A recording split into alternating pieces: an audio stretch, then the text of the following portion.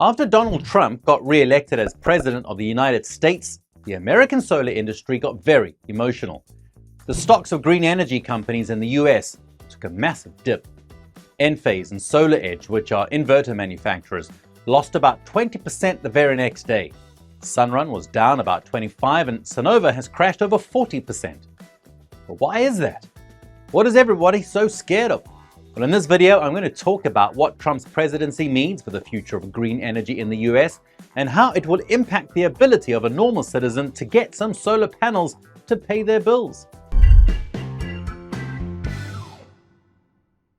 So the reason why the stock market was so chaotic is that everybody is afraid that Trump is going to abolish all the tax breaks and credits when it comes to clean energy for American citizens and companies. Trump's stance on green energy is not a secret to anyone.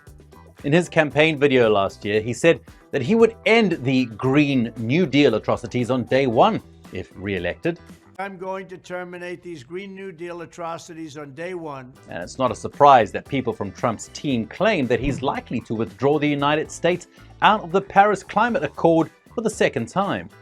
Instead, he's going to double down on investments in oil and gas. The slogan of his company was, well, drill baby drill.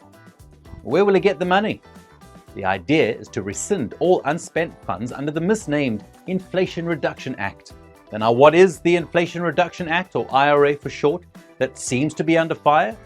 Well, it's a law passed in 2022 that focused on climate action, cost reductions, and economic fairness. For clean energy and climate-related projects, it made about $400 billion available in grants, tax incentives, direct spending, and loans. The bill provided discounts for EVs, tax credits for solar panels, and support for American manufacturers of solar panels. It said that IRA alone helped create around 300,000 new jobs.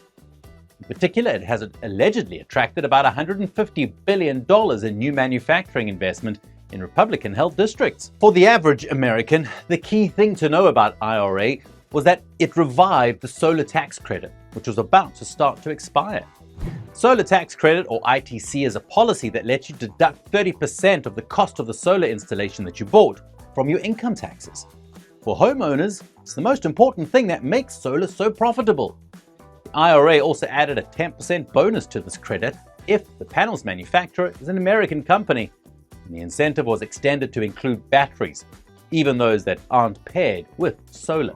Now, when it comes to green energy, the ITC and IRA as its extension are, in our opinion, the policies that average homeowners care the most about. Some experts believe that these tax credits are the exact parts of IRA that are likely to be revised under Trump's administration.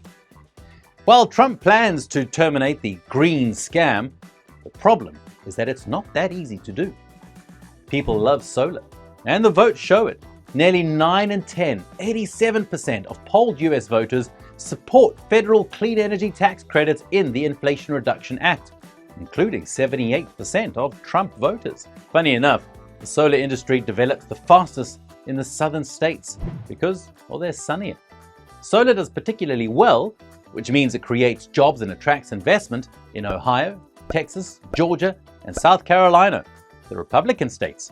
So it's possible that Republican congressional members might fight to retain IRA policies in their districts to sustain jobs and investment.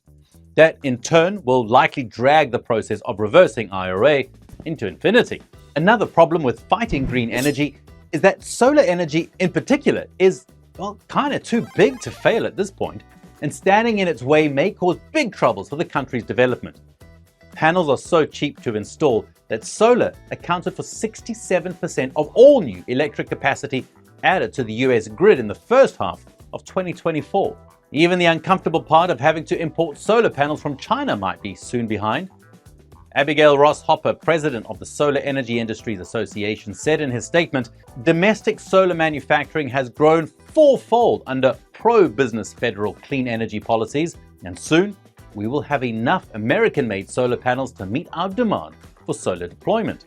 All in all, most experts doubt that Trump will be able to shut down all the green energy policies that were adopted while he was away. And that doesn't mean that the stock market can't go crazy about the whole thing.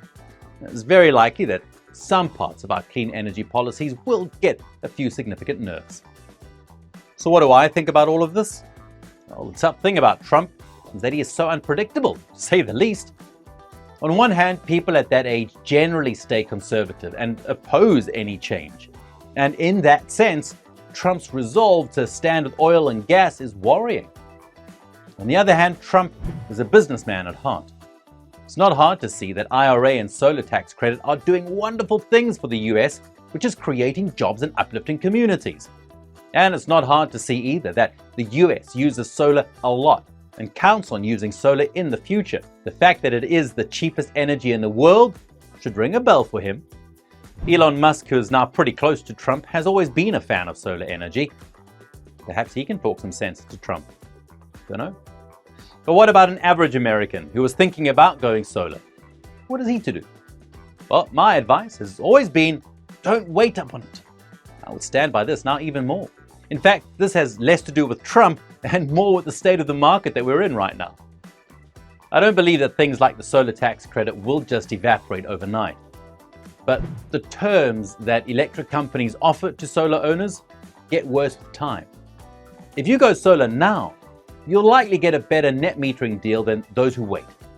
Besides, panels probably won't get any cheaper than they are right now. America is switching to domestic solar manufacturing, and with tariffs for Chinese solar panels increasing, well, the prices will likely go up. But I'm curious to hear what you might think about the situation. Do you believe that Trump's victory will change anything for solar? And will it affect you? Let us know in the comments. I'm Jason. See you next time. Bye-bye.